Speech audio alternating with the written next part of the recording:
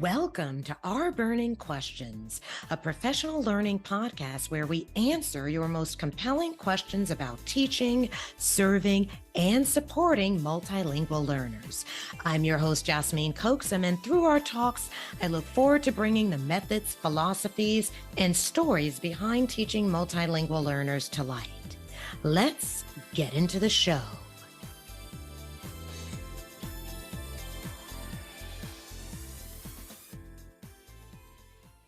Cecilia M. Espinosa was born in Ecuador, South America.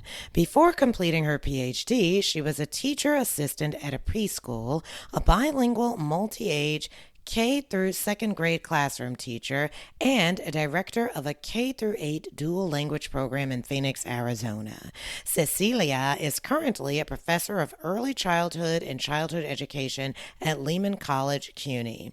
She is also a faculty member of the New York City Writing Project, a research associate of the CUNY New York State Initiative for Emergent Bilinguals, and an associate investigator of CUNY-I, an initiative on immigration and education. Dr. Espinosa also serves as chair of the Huck Award Committee for Outstanding Fiction for Children. Her research interests include biliteracy, translanguaging, the importance of children's literature that affirms and nurtures children's diverse identities, teacher learning communities, and collaborative research. Our second guest, Dr. Laura Ascenzi-Moreno, earned her PhD in urban education at the Graduate Center CUNY with a focus on bilingual education. She is currently a professor and the bilingual program coordinator in the Childhood Bilingual and Special Education Department at Brooklyn College, where she is a former departmental chairperson and currently the lead faculty mentor for the School of Education.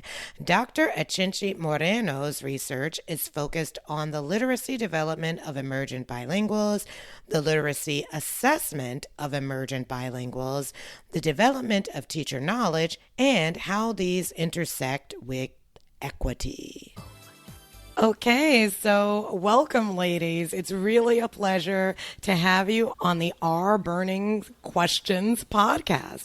Now, prior to this, the listeners would have already heard your fabulous bios, so they will be familiar with your backgrounds and what you're doing right now. But of course, just for introduction's sake, it would be really great for each of you to just give us an idea of your current roles in education. So we'll start there. Hi, my name is Laura Ascenzi-Moreno, and I am a professor of bilingual education at Brooklyn College. I am also the bilingual program coordinator. And at Brooklyn College, I teach classes on literacy and bilingual education. And my interests really lie in understanding the intersection of translanguaging and bilingual education, and in particular, reading instruction. Okay, great. Cecilia? Thank you, Yasmin, for inviting us today. We're so excited to be here. My name is Cecilia Espinosa. I work at Lehman College. I'm a professor in the Early Childhood Department, and I also coordinate the bilingual extension between birth and sixth grade. Some of the classes that I teach is a course on biliteracy at the graduate level. And I also teach a course for supervision of student teachers, observation and assessment, where we work with descriptive processes, which you asked us to talk about today. And I'm the professional development site coordinator of a wonderful dual language school in the Bronx called Samara Community Dual Language School. Every time I listen to such bios, I'm like, how are these people doing all of these things? Okay. Great. And from what I understand, you also have a part in CUNY-I, yes? Yes, I am an associate investigator in the project CUNY-I, which is a project about the intersection of education and immigration. It's led by Professor Tatiana Klein, Professor Ariana Mangual Figueroa, and Daniela Lulema. It's a wonderful project filled with resources. So hopefully we'll get to share a little bit about that today, too. Great. Now, the reason that I mentioned that is actually because I had Daniela Alulema and Tatiana Klein on the podcast previously. And so I said, oh, wow, they both work on this same initiative. So that's why I brought that up. Okay. Okay. So now I want to get to what is really one of the fun parts for me when I have these discussions. And that is really what brought you to this field. What was your inspiration to actually become educators of L's? Okay, so this time we can start with Cecilia. So to start with, I knew I wanted to be a teacher when I was 5 years old. So it was something that I always wanted to be. I didn't know I wanted to be a bilingual teacher until I was almost done with my student teaching, and the daughter of the person who was going to hire me was a first grade student in that classroom. And she said to me, at my mom's school in Phoenix, Arizona, there are a lot of children who speak Spanish, and you speak Spanish, you need to apply for a job there. She convinced her mother to interview me, and from then on, I became a bilingual teacher, and it's something that I have never abandoned. It transformed my life and my thinking about education. So wait a minute, this was a student? This was a first grade student. Yeah, Ale, whose mother was a principal in the school. And I still keep in touch with them. Yeah, she knew what her mother needed. And you just never know when these things can come together and just really start this snowball effect that really just yields a super positive outcome. Yes, and then I pursued my bilingual extensions. I have to say, I love that question so much. Cecilia and I have known each other for about 20 years, and I've never heard that story before. So that is such a powerful question because it evoked new information. Wow. And you have spoken together on a number of occasions. I have seen some webinars together. You've written together. Wow, that's really interesting that there's still these nuggets of information out there about each other that you're not aware of. Okay, yes. My story of becoming a bilingual education teacher really starts from when I was little. I didn't want to be a teacher, unlike Cecilia. I really wanted to be a scientist. And it was not until college that I took my first education class that doing the readings really blew my mind. I thought, oh my God, I thought that education was very straightforward, that we just went to school and we learned. I didn't realize that there was a hidden curriculum, that there was so much behind this. And once I started that intro to education class, I was converted. I thought, this is really the profession for me. But I think my journey to becoming a bilingual educator really started because I didn't know Spanish as a child. My mom, growing up in the 1970s in New York City, thought that it was not an asset for her children to speak Spanish.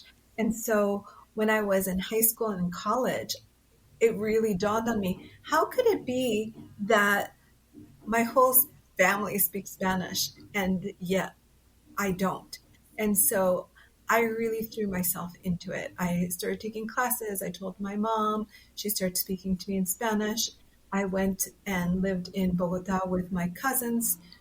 I really was dedicated to it because I thought this has been something that's taken away from me because of the way society is put together, that it sends a message to immigrant parents that Spanish is a liability.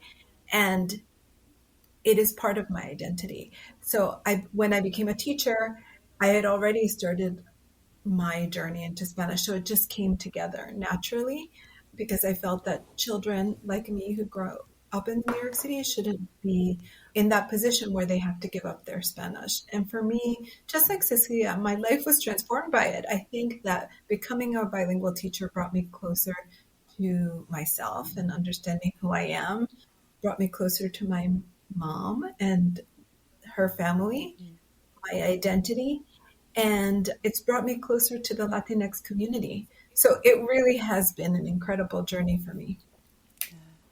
I mean, I love hearing that story just because I grew up in the Bronx, so it was primarily I want to say Black and Latino. That's really those were the primary ethnicities that I was around.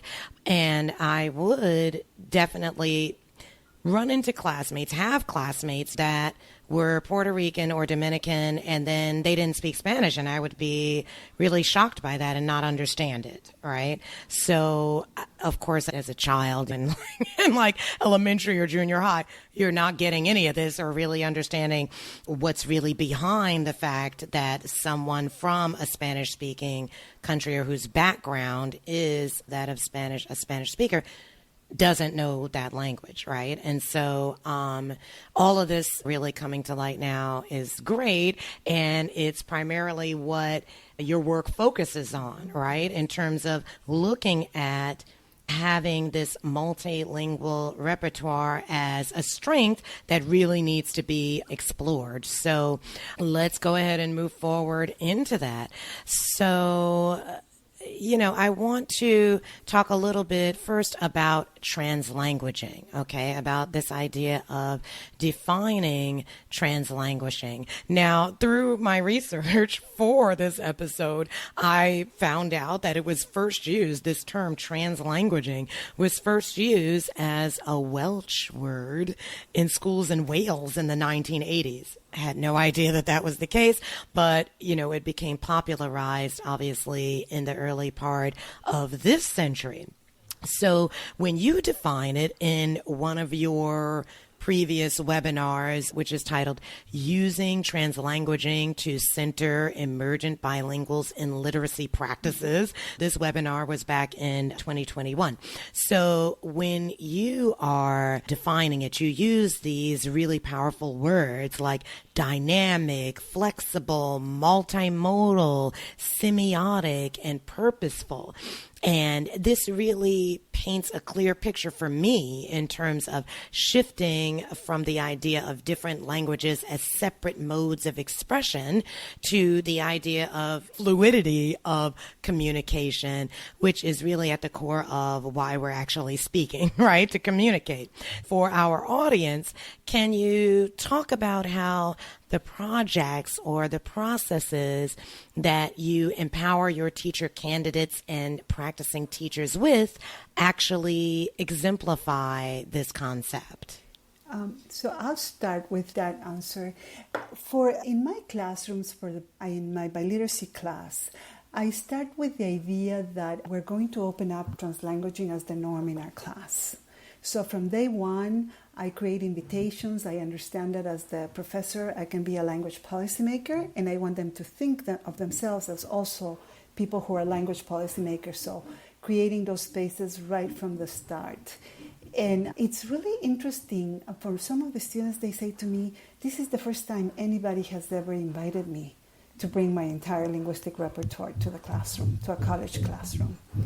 A student wrote one day and said, Maestra, my words flowed like a river. I couldn't stop writing my poem because I was able to bring all of myself to this event. So that is one of the ways. And then in a different way, I also invite them to experience the community themselves first, so their own languaging practices, how it is that they language, so that they can see that language is not something that exists outside of them, but exists inside them. And that we all have translanguaging within ourselves, even if we see ourselves as monolinguals. Then I invite them to think about how language exists in their communities. So we do a photo essay, we think about what are the languaging practices of the people in the community so they can see that it's the norm. And then we contrast it with the school in the classroom, or we compare it and we think about how else could we bring more of the outside world into the classroom. And then throughout, we just do make sure that we use translanguaging in intentional ways, both when we're thinking about theory and when we're thinking about pedagogy.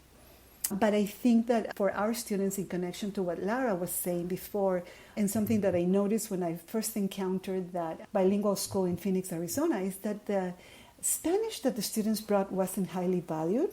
And sometimes the students in my college class come thinking that maybe their Spanish is not the best. And so working very hard at sort of unpacking where do those ideologies of more of a racial linguistic ideology, where does that come from, and how it is that we have internalized those perspectives about our own bilingualism over time. Because in other lands, it's highly regarded to be bilingual or multilingual. Exactly.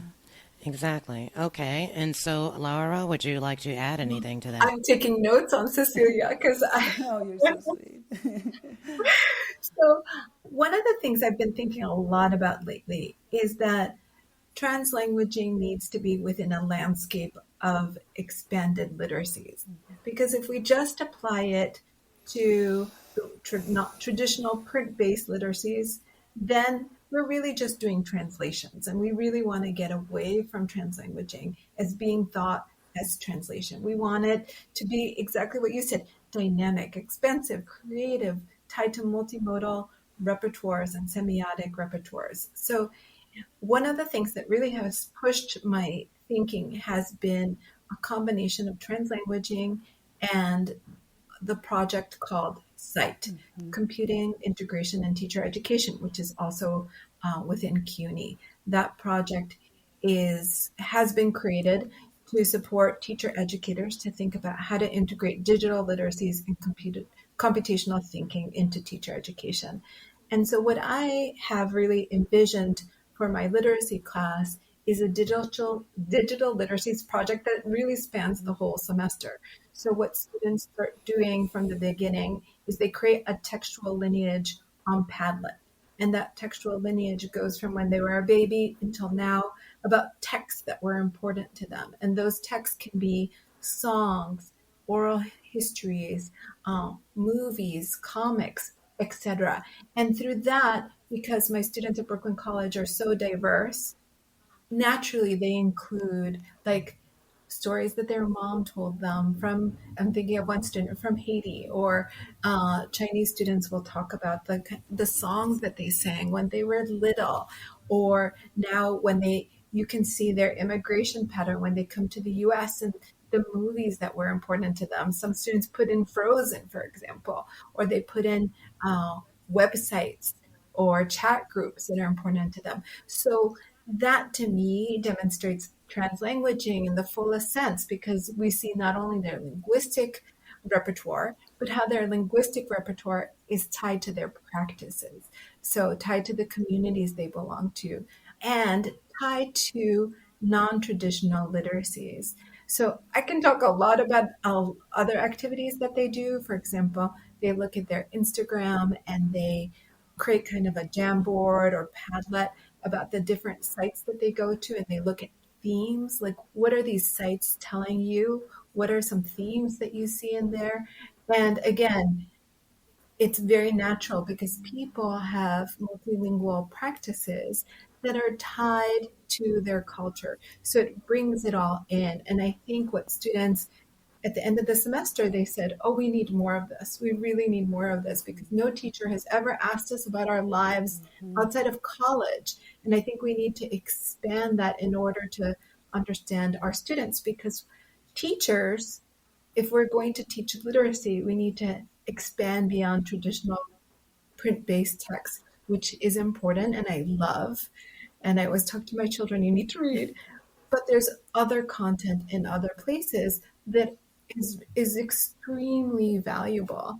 So I think translanguaging needs fertile ground, and I think part of this fertile ground is expanding to non-traditional texts. That includes digital text, that includes things like YouTube, TikTok, Instagram, because there's a lot of content there that people are getting. And if we're thinking about a modern way of thinking about funds of knowledge, I think this is one of the directions we need to go into. That's fabulous. I would really like to kind of address two things. Okay. So, one thing that Cecilia said about sometimes students coming to you at the college level and not thinking that their Spanish is good enough. It's the same idea in terms of English, right? Certain Englishes not being looked at as good enough, valuable enough, etc. So I think that this conversation is really getting people to look at ways that we can get away from this whole idea of a perfect and standardized type of language, period, right? Whether it's English or whether it's Spanish. And then as far as what Laura was saying, you've started to address one of the questions that I was going to ask you to expand on anyway, which is how you would define literacy practices. And you just gave some good examples of really different forms of literacy, right, that are not just the printed word. But I want to talk about what happened during the webinar that I referenced before. When you introduced this topic, you told these wonderful stories about your families while showing pictures that really brought your stories to life. From your descriptions, when you introduced this topic, I really got the sense that you were addressing literacies as really kind of buckets of knowledge that aren't necessarily all academic based, right?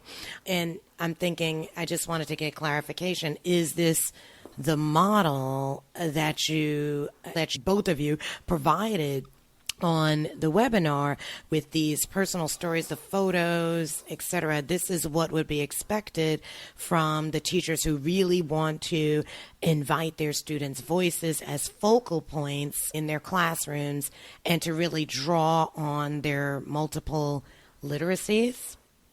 I think also that often in school, literacy, because of all the emphasis on assessments, can end up being really rather narrow and also very divorced from how it exists in the world, as Laura described it. I think that even young children, I tend to work with teachers who work with very young kids, come with fascinating literacy practices. They might know, for example, how somebody who's the commentator in a soccer game talks, right? And there's a particular way of talking, and we know that during the World Cup, how that happens. We might know also that historians talk in a particular way and write and read in a particular way that is very different from somebody who might engage in fiction, for example. So that we need to think expansively in that sense, and also to take that perspective of strength that our families come with a lot of fascinating literacies and knowledge. They might know, for example, in my classroom in Phoenix, Arizona, I found out that they knew a lot about the medicinal plants of the desert. And that is a form of literacy, right? That might not necessarily be valued, but it is a survival. And it's a need, and it's a way of being. So it also comes from our ancestors. And then in reference to the digital practices that Lara was talking about, there are so many CUNY projects, and I'm also part of the site work. Last week, we were talking about algorithms and biases. And so the students got to explore, first, what is an algorithm? And they were fascinated by just saying the word algorithm. And then thinking about what are the biases that exist. And so we got to watch some YouTubes, do some reading and think and discuss, and they responded with poetry. And their poetry just shows such a depth of understanding of the ways in which we also have to be critical about these literacies and how they exist. How it is that they are, for example, impacting people from minority-sized backgrounds or BIPOC people. The ways in which, for example, a loan and the interest that is paid might be very different from somebody who comes from a particular background. So it was just really fascinating thinking about that with them, and we could have stayed for 2 hours talking about that. I think the idea that defining what literacy is now is very complicated and complex and always shifting. Absolutely. I think that teachers, need to always be thinking about what's possible in their classrooms, because the reality is that teachers may have an expansive understanding of literacy, but in school, they're only allowed to use curricula which are narrowly focused on certain components of reading. Let's say it that way. So I think teachers need to think about which spaces can I insert a translanguaging perspective, stance, or implementation into my classroom. And that may happen in a couple of ways. One is through thinking about like text choice within instruction. I think teachers often have a lot of leeway still about text choice. And I think like what Cecilia was talking about, when you know your students, like her students who knew a lot about the desert, text choice will differ from students in the Bronx and what might really resonate with them. So I think teachers need to be knowledgeable about the texts that they pick and very intentional about those, because that can open up a lot of translanguaging discussions. So not only about the language in the book, but what's happening in the book. What kind of concepts are here? How does this relate to your life? I also think that teachers need to think beyond translation for translanguaging. I was recently thinking this concept of fall in the United States or in the Northeast is really imbued with a lot of meaning. It just doesn't mean like the leaves are falling. It also means people drinking pumpkin everything, pumpkin cake, pumpkin coffee, pumpkin no sé qué, like frosting. So just knowing the whole like the whole cultural repertoire of what fall means is really important. So when you're reading with, let's say, an emergent bilingual, a book about fall, it's not just saying fall is otoño, Right. because that's just the surface. You can say, what happens in fall? Do you have fall? Do you not have fall? Well, I'm going to show you a couple of things that happen here to really understand the cultural. I think that's where translanguaging happens. I think that teachers can't just stop with fall is otoño, or fall is another word. It really, we're helping teachers to understand that translanguaging means going deeper into the multimodal and semiotic. Yeah.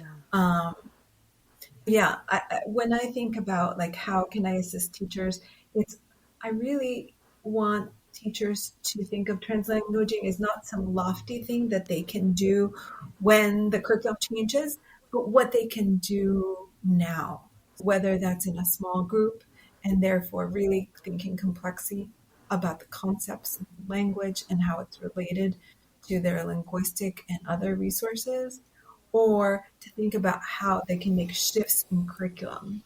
Because if not, then we're always going to be waiting and waiting until we have the perfect conditions to do translanguaging. We need to insert it into our practices now. Right. There's so much that you said there that is that I found really rich in terms of really bringing certain concepts to life with more than language, especially I mean, this example about fall is really amazing to me. Fall happens to be one of, behind summer, maybe, my favorite season. And why is that? Because of all of these different layers. There's the changing of the colors of the trees. There's, like you said, I can have pumpkin bagels or drink these pumpkin drinks and make things with orange vegetables, this type of thing, right? And so I think often, and this is a little something that you mentioned as well, that teachers do get caught up with what is the curriculum say I'm supposed to be doing? Mm-hmm. What am I used to doing, bringing into the classroom, and how much pushback am I going to get if I maybe try to alter what I'm used to doing in the classroom, right? And so what kind of suggestions do you have for teachers who might feel that they're under this type of pressure in terms of really staying within certain parameters when it comes to their teaching, their assessing, etc.? I think this is a question that is always on educators' minds. Like, they think that these ideas are fabulous, but they look at them, as you said, as kind of like, okay, this kind of pie in the sky theoretical stuff, right? And how can we get educators away from that and get them to try to feel safe trying these different really dynamic practices in their classrooms? I feel very strongly that translanguaging needs to happen now. And it can happen differently for different contexts. Like I said, we can't wait for the perfect conditions in order to do it. I think the number one step is having conversations with principals and administrators, because in the past people would say, oh, close your door and do whatever you want to do. But I think that's counterproductive, because really what works best for students is when there's alignment across different teachers. And if we don't have these discussions, then it's only a one-time thing, something special that happened in X teacher's classroom, not something that's sustained and cultivated across a class, like across the school community. So I think we need to talk to administrators and say, I'm really interested in translanguaging, and these are the ways that I think it can happen in my classroom. And we may be confronted with a challenge, but I think there's a lot of work. There's our book, there's our compañeras Luz Herrera and Carla España's book. There are articles that I think are really helpful to help administrators think about how this happens in day-to-day instruction. I think coming equipped by saying, I work a lot on assessment. If we were truly going to measure students' reading, then we need to allow children to ask comprehension questions, to answer comprehension questions in the language that they speak, and demystify that. Because I think once we demystify those things, people will understand. I think a lot happens in dialogue. But again, I think that there are different conditions in different schools. So testing out, where is there some leeway where I can bring translanguaging? Is that in my small group work? It's not that we're asking teachers to get rid of foundational reading instruction or small group work or read aloud. Those things can remain. But how do we grow a translanguaging pedagogy within each of those? How does it look like? What I was telling you about fall, that I've been developing this example. If I have a small group working on a text, I can insert my teaching with translanguaging in that and still comply with all the curricular mandates, because I'm still doing small group work. I'm still working with targeted strategy, but I'm layering it with translanguaging in a meaningful way. So that would be my idea of like, how do we meet these challenges? I think not with a closed door, but with an open door. Okay, great. And then Cecilia, Sure. would you like to add? I want to say to teachers that translanguaging is going to happen no matter what, that a child might be thinking in their home language as they are doing so, that we need to make sure that the child knows that subjective agency needs to be fully present in the classroom. And that can only happen when teachers really know kids. So that getting to know the students in such a way that they might be partnered with somebody, that they might be provided a particular book, thought in a particular way. So that idea that also translanguaging is intentional and that it needs to be planned thoughtfully by the teacher, that it cannot just always happen in a haphazard way, although it does happen in an organic way. Right? Then I would say also that there are many children's books that have translanguaging as the norm. So to make sure that there are examples of those texts in the classroom as a way for the children also to free their translanguaging writing. And then to think about, even if the goal and the ultimate goal of the project that the class is engaging in is in English, the journey could happen in more powerful ways through translanguaging, because that would allow the child to access deeper construction of meaning. So that's what I would say to teachers as they think about facilitating translanguaging experiences in their classroom. Okay, so I'm really glad that we're on this topic because, of course, I'm going to bring up a couple of things that I found when I was doing a bit of research before this episode. So first, during the webinar and when you were talking about literacy practices, Laura, you talked about growing up in Queens, saying that it was an experience filled with music, smells, and lots of visual input. I really love that description. By the way, it's a really interesting way to describe kind of the liveliness of Queens, and the passion with which both of you really describe your upbringing and the rich background information that your parents provided you with is something I think educators who implement these practices could see really completely come to life. We all know that the more interesting the subject, the more enthusiasm will be generated, and then learning won't seem like, a big task, but something that's really enjoyable. And then when that happens, I feel like bringing those types of results to the administrators, right, will really boost up this idea of implementing more of these types of projects, right? If we can see some really positive results from it. And this really takes me to there was like a short story. So Cecilia, on the website that you sent to me, there was a short story that was just really the cutest thing. I'm just going to read it a little bit. Sure. Okay. It's a cute little bilingual story that it's captured as a photo of the original student writing on your, I think it's your teaching philosophy page. So let me go ahead and take a look at that. Okay. So excuse, I try my best with my Spanish accent, but we'll see. Okay. Fuimos a Warriors Park y hicimos un hike. Vimos una turtle when we were halfway there. Fue un box turtle. Tenía orange spots in su shell. And that's it. And it's like the cutest. I assume you know which picture I'm looking at on her. And I looked at that and I was like, this is the cutest thing ever.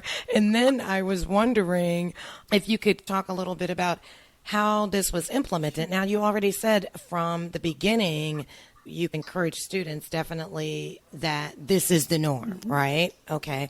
But can you talk a little bit about how this particular kind of story writing was implemented and what kinds of reactions the students had to this project, to actually doing this type of project? So the kids are exploring nature and they are keeping a journal about nature. And obviously, if the adults would have said, you can only say in one of the languages in a rigid way, it would be a very basic statement that the child would have made. But when it was opened up so that the child could use their entire linguistic repertoire, you can see how much the child knows. And if we were going to do a description of the child's work, we could see that the child really knows a lot about turtles, that is interested in the turtles, that knows specific names, so that there is sort of scientific knowledge that the child is developing. And it's just, I think, a beautiful example of how a child can show their understanding of the world without the limitations and by not keeping language separate in rigid ways. Had we said, say it only in English or say it only in Spanish, it would be a very different piece. Okay, and so, Laura, did you want to add anything to that? I would say that this also works for students in higher education. I find that, just like Cecilia said, they feel like they've never been able to, like going to college means going to college in English. So they didn't realize that they can employ their whole linguistic repertoire within their courses. And when I do allow them to do that, for example, in reading and providing feedback to each other, I find that students feel liberated. And their work, even though it doesn't show up in their final work, perhaps, that the feedback and the processing in, let's say, Chinese really leads to a deeper, more engaged final piece. With that, I think I will move on to a note that was also on Cecilia's website. about her teaching philosophy. So she says, I believe that becoming a teacher who places children at the center of their practice is a lifelong journey. Teachers are keen kid watchers and can learn a lot about children through descriptive processes. A descriptive stance allows them to build on children's strengths, interests, and all components of development. This is a teaching stance that recognizes all children want to be seen and have a deep desire to construct meaning. So, can you explain what these descriptive processes are? And I think maybe it has to do with what we've already discussed, but I just want to clarify because often there's a lot of terms that are thrown out there, right? So in terms of how these terms we've been using actually intersect and differences between them, if you could just really explain when you say descriptive processes, what exactly you mean by that. Sure. And Laura, I'll get started and then you jump in, okay? So I'll tell you a little bit about the background of the descriptive processes. They were developed by educational philosopher Patricia Carini. She lived in Vermont, and she worked with her colleagues at Prospect Center to think about the knowledge that teachers and parents have that is rarely tapped in schools. And so the question that she posed is, how can we capture what teachers know about children and help them take what they know from a perspective of strength so that we could develop language around kids that avoids labels, that doesn't judge, and instead is language that is descriptive and specific to each child. So this is where these descriptive processes that are fascinating started. We have study groups here in New York where we meet once a month to think about and describe a child, and it's teachers from different schools to get together to think about this. And we also look at children's work from this descriptive stance. And in our book, we have a wonderful example of looking at a child that Laura brought that really illustrates all the knowledge that the child knows and has if one takes this descriptive stance. And to give you an example, Santiago was a child that I worked with. He loved to read books about forces of nature, and he always said, I want to keep the world safe. So that's something that he wanted to do, and he didn't just want to read about forces of nature, he wanted to keep the world safe. He loved to cook. He's a bilingual child, but he resisted doing phonics drills in isolation and spelling words. And the question here was with the teachers, how can we capitalize on Santiago's interest so that we can nurture his development and capacities as a reader and a writer? I just want to add that I met Cecilia through just doing descriptive review. So descriptive review brings teachers together in deep conversations and in community about students. And I think so often emergent bilinguals or English learners are thought as a homogeneous group. So we have English learners, but descriptive review is really the cure against those monolithic definitions, because what it does is just like Cecilia said. So here we have an English learner, but that English learner turns into Josefina, and Josefina becomes a person that we know not only because she's learning English, but because she loves gardening. She likes making empanadas with her grandmother because she lives in the Bronx and loves, watching basketball. I don't know. I'm just inventing a child, but we learn about that whole person. We don't just think about that person as a label. And I think often in schools, having worked in schools for more than a decade, being a coach, we often think about groups. Oh, we have to help our L's. And that becomes like a monolithic group with a monolithic answer. Okay, we're going to help them through this curriculum, or when really the answer is much more complex. And the answer lies on teachers' knowledge, and they know so much about kids. So we need to tap on that knowledge. I'm just, again, whenever I have these conversations, I really think about my experience in, let's say, elementary or middle school. And and how much of what you're saying really rings true in terms of just looking at students in like boxing students, basically lumping students together into certain categories and only individualizing them when it comes to talking about academics, right? And this whole concept that your work is focusing on and what you're bringing to light here, I think is really powerful in terms of making people think about shifting from those ideas, right? Which is not easy, right? But this is why I'm having these conversations with people who are really just trying to innovate in terms of the way that we look at educating.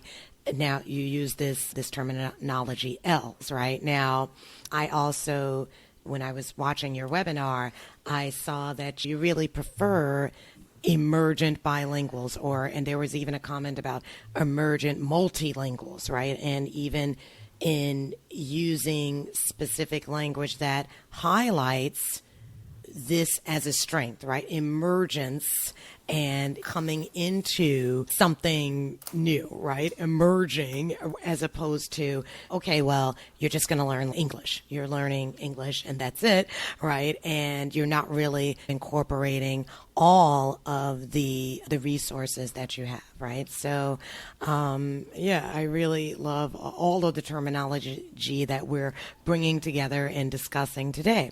In talking about this, just how do you really think translanguaging and the implementation of these descriptive processes really facilitates this viewpoint encompassing a truly holistic view of our students?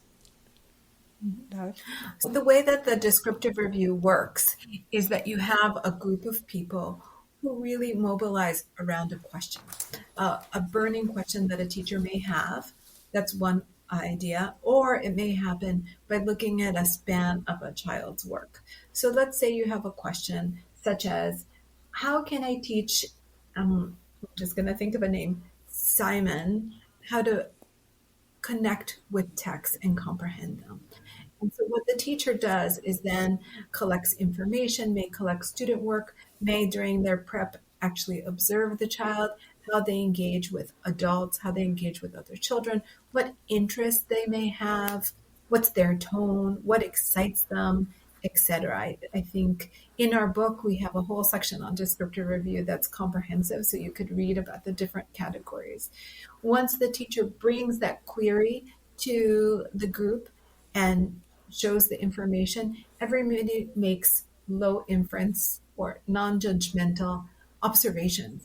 And I think that ability expands what everybody can see, because I think Pat Carini often talked about this, is that our ability to see enables our ability to think and do new things. And so once we use our eyes, our collective eyes and senses to understand the child better, we have a better sense of what are some moves we can take. And so the descriptive review, I'm not going through all the steps, the descriptive review ends in some questions that, and sometimes suggestions of what teachers can do to help that specific student. So I think in studying one child very intensely, teachers' knowledge base, as Cecilia said, was so important, expands not only for that child, but for children in general. Yeah. And I would add that it shifts the conversation then from a conversation about deficits sometimes, which schools that can happen because of the pressures of testing and accountability, to a conversation about possibilities for the child. And so then if translanguaging is there and part of the work is thinking that sustaining the child's bilingualism or multilingualism as the norm is part of the conversation, then you have a whole group of teachers thinking about how can we support this child's translanguaging capacities to construct deeper meanings, to access richer texts. It's that space of the intersection of translanguaging and descriptive processes that can be very powerful for teachers who work with emergent bilinguals. Okay, so now you've mentioned your book a couple of times, and I really would like to definitely talk a little bit more about some of the goodies that might be inside of that are inside of them. According to, okay, I'm just gonna read the description from Amazon for our listeners. Okay, so Espinosa and Ascenzi-Moreno demonstrate how our emergent bilingual students who speak two or more languages in their daily lives thrive when they are able to use translanguaging to tap the power of their entire linguistic and sociocultural repertoires. Additionally, the authors present rich and thoughtful literacy practices that propel emergent bilinguals into reading and writing success. Now, can you tell us a bit more about the powerful resources that your book provides for teachers or upcoming teachers of emergent bilinguals? For example, again, referring to the webinar, you did a deep dive into transgressing monolingual spaces, and which I loved. So, how much information on that is in your book, and what other goodies are actually in the book? I think you mentioned that there's some charts and there's all kinds of like great stuff like that. Can you just expand on that? Okay. I think one of the things that we were very intentional about in creating the book is our take actions. So we created an action piece for each of the chapters. And we envisioned this as being faithful to this idea of translanguaging. So we wanted readers not only to read about it, but actually experience it. So something that we put in our language portraits, something that I have been doing with my graduate students for a number of years. And at the beginning of the semester, and I found that I learned a lot from them.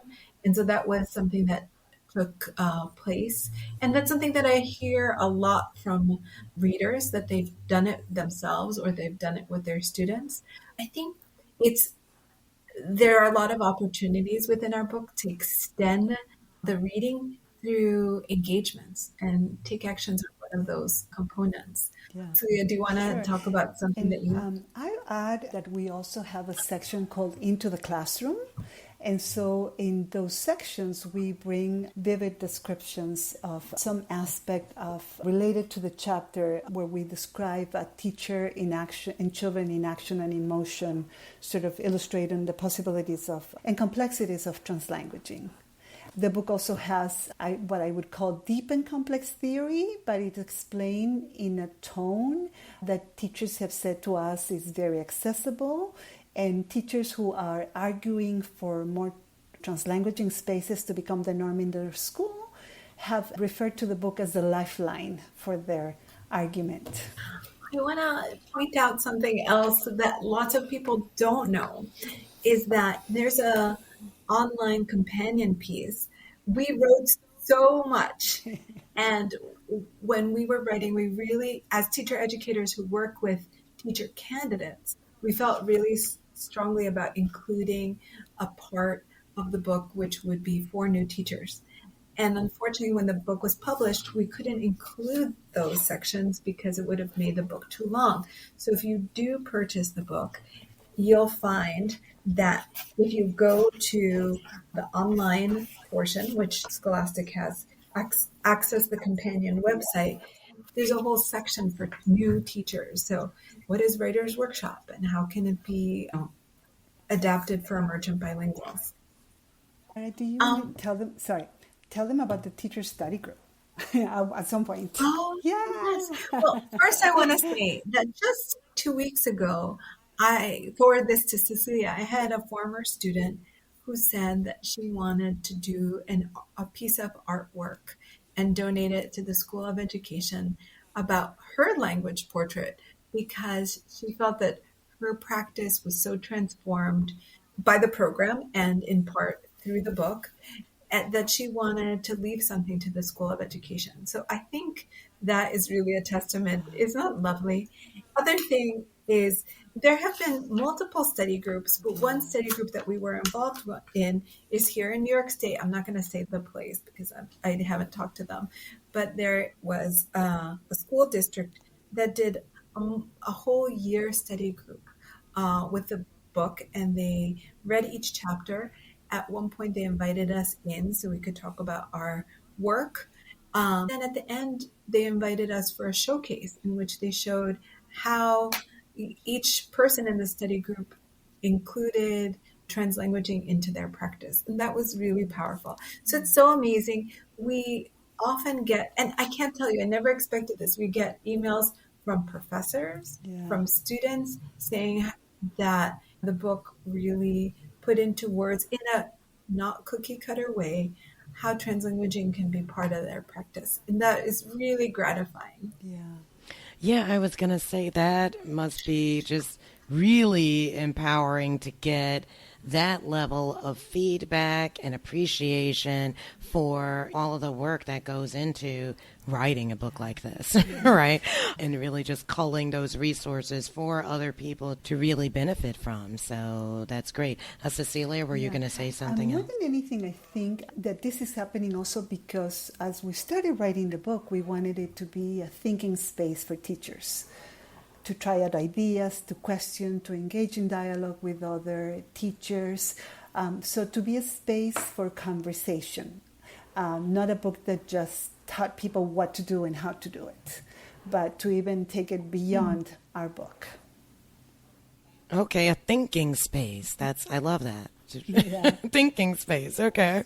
We're coming towards the end of the episode now. And the book was written, it came out a couple of years ago. So I know that there was a recent article that you wrote. It's not an article, sorry, an entire chapter that you recently wrote together called Move, Play, Language, a translanguaged multimodal approach to literacies with young emergent bilinguals. So this was, again, a chapter in the book Multimodal Literacies and Young Emergent Bilinguals, speaking back to print-centric practices. So first of all, I hope that I have this right, and this is the most recent work that you've written together. Is that correct? It is the most recent one that you've written together? I think so. Yasmin, I'm so impressed that you did so much research and found that article. Thank you. I try my best. Okay. So, what is one main thing that readers can come away with from this recent chapter that you have written together? Do you want me to go Sure, first? you go first and I'll go next. I really like how in the chapter we bring together this idea of translanguaging as personhood. We've been talking about translanguaging a lot. And I think that we've discovered that translanguaging sometimes is reduced to just linguistic scaffolds. And this whole idea of translanguaging as personhood really forces, it's not the greatest word, but helps teachers to imagine translanguaging as looking at the whole child. And it goes back to a lot of things that we've been talking about, descriptive review, semiotic, multimodal.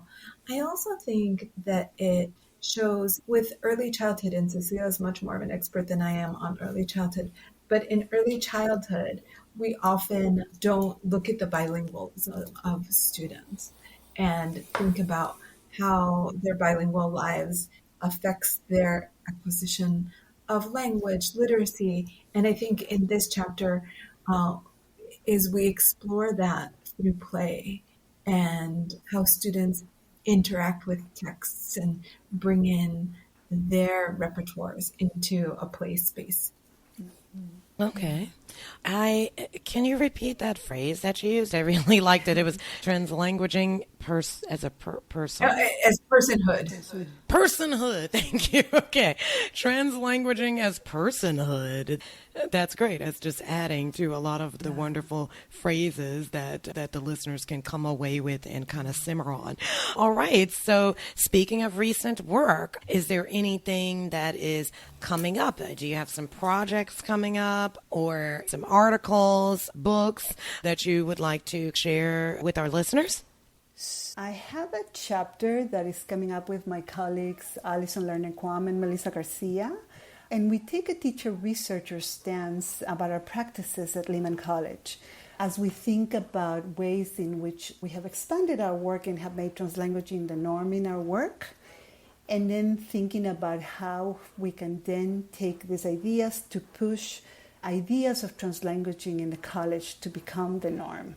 Because at Lehman College, we have such a wealth of languages, diversity of languages, and you wouldn't think that necessarily, because what you see is the monolingual space in many ways. You see the languages maybe in the Italian section, but you don't see necessarily people thinking about that. Right at the time as our chapter was accepted, there is now an initiative at Lehman that started our interim dean, Zoila Morel, and some other colleagues. And the idea is exactly to do that, to make the bilingualism, the multilingualism of our students at Lehman the norm, and in what ways and what kinds of professional development faculty could get. How could we transform the language ecology of Lehman? How can we can think about internships and possibilities for our students to capitalize on their languaging practices. So that's one I'll talk about today. I don't think I can mention specifically the articles and chapters I'm working on because they are in peer review. But I will just say that I'm working on furthering my work on assessment and foundational reading instruction. Okay, a little mystery for the listeners, for us to just everybody to keep their eyes and ears peeled for these articles that'll be coming out. Okay, great. So now one final question that I like to ask all of our guests is, what burning question should today's educators consider in order to improve their service to the L, or let's say emergent multilingual community?